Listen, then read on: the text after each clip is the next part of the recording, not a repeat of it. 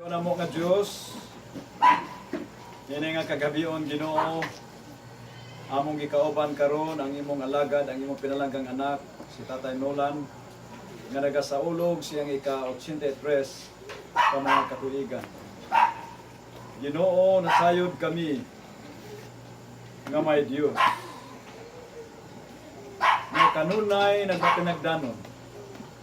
Kanunay nagtubag sa among mga pangampo, mga panginahanglan. Salamat kay Ginoo nga karon nga adlaw among nasaksihan ang imong gugma, ang imong kaluoy, ang imong panalangin nga gihatag ni Tatay. Ngani nga among nadungog karon Ginoo ang mga pulong gikan sa mga higugmang mga anak, mga apo, mga higala.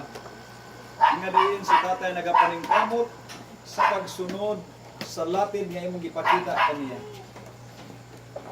Nga din siya nagbuhat Ginoo mga maayo, diha sa imong mga mata ug nagbuhat usab sa maayo ngadto siyang isikataho.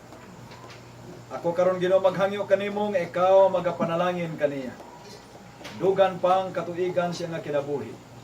Mabat na niya kanunay ang may nga panglawas, ang lawas nun, ang utok nun, og labaw sa nga tanan, ang iya Ginoo nga pagpakigsalurot siyang isikataw, ug ang iyang espirituhanon nga kahimtang. Amahan nga balaan, duyog karon ang iyang mga anak, mga apo, igsuon, mga higala. Nga din ilang gipangtalikdan karon ang ilang mga puloy-anan tungod alang tungod ug alang kaniya nga karon nga adlaw Ginoo amo ikaw gipasidunggan ug amo ikaw gipasalamat. Busa nagay si Tatay ug usa ka malipayon kanunay nga kasingkas.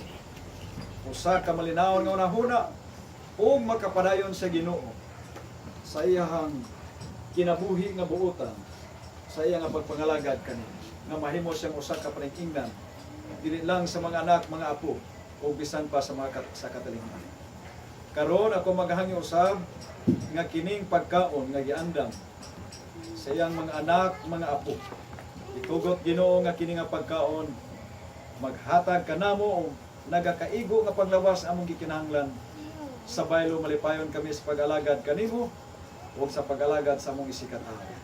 Salamat kay Ginoo nga ikaw magabalos sa tanan niyang mga anak, sa mga salapi ug sa mga panahon nga ilang gigugol tungod alang kaniya.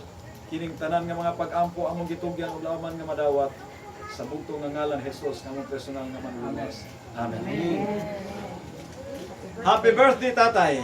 Happy birthday to you.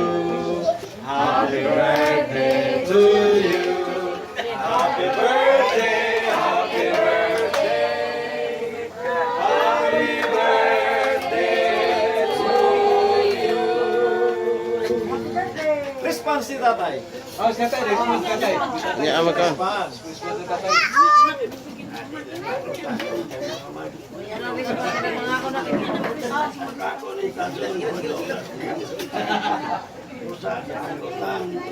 Sulti sa akong kinabuhi. Akong kinabuhi. Akong gituman ang gisugo sa Diyos. Sukad ang tao nagpagsala. Bugwal ka sa lita na ikaw. Kung dito natulog kita sa batag panahon, makukuha dito. Dito ako makikisugo sa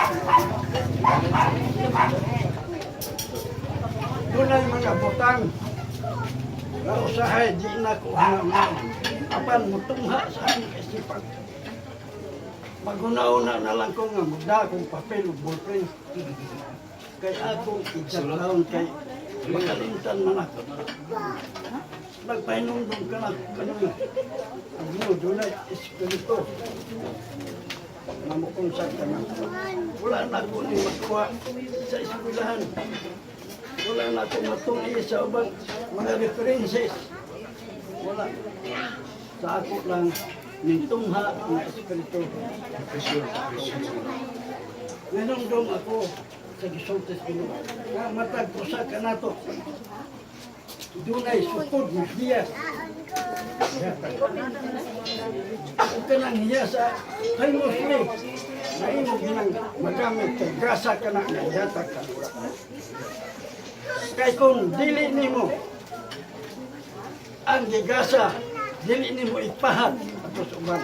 Paninglan ka nga nagkaalam nga gihatag ka nimo. Mabasa man ganin nato nasa Ezekiel 57. Kung dili mo ba ipasidaan kini mga butanga ngadto sa mga inosente, paninglan ko sa kamot ang dugo ini. Ibusa ako nasol usahay maguna-una ko namong mensahe lalahi sa pagbati sa uban. Kay nakonsensya ako mapangitaan ako sa Ginoo na ining kaalam nga gihatag ka nako. Mando sa Espiritu, dili sa eskwelahan, dili sa mga references. Usahay, ningon ako na magbabatlong ko sa Iglesia. Apan sa kutupagod na syute, 2 Timoteo 3:16. Ang tibok ng kasulatan, tibok na sa Diyos karon sa pagbadlong, sa pagsaway, sa pagpanudlo, sa pagbatuto. Aron, matawag dito, alang sa tabi.